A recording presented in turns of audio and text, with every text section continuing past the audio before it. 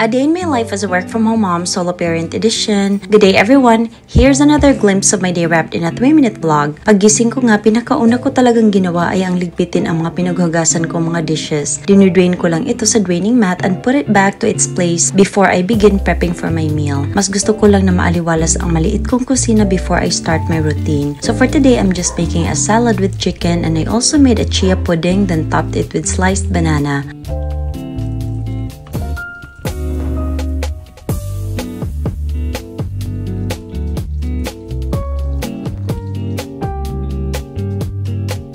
I also added honey. Basta salad talaga, main ingredient ko ang lettuce at tomato, then chicken lang. Then of course, my homemade dressing. When I discovered adding a little bit of mustard to my sauce, it's a game changer for me. Mas gusto ko kasi talaga ang medyo tangy flavor, so I love a breakfast like this. Actually, tinatamad ako today at grabe ang procrastination ko. I usually set my alarm at 12:30 in the afternoon pero 1:30 PM na ako bumangon at kumain. Ang gusto ko lang kasing gawin today ay ang magpa-manicure and pedicure and rest day ko sa gym today. Syempre, we needed a little rest to recover also. And as always, I gotta clean the dishes na pinagkainan namin ni Jeff.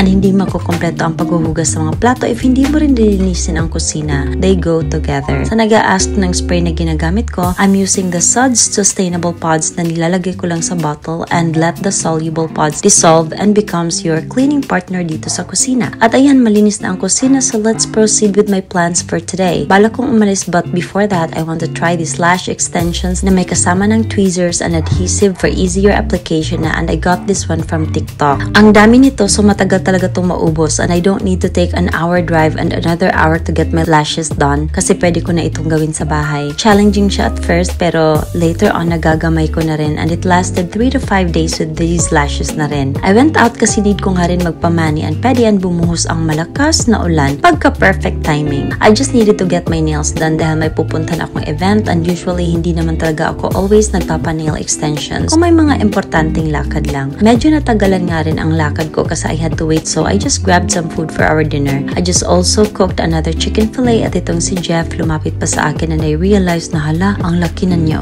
halos magkasing tangkad na kami ng anak ko. Where did that time go?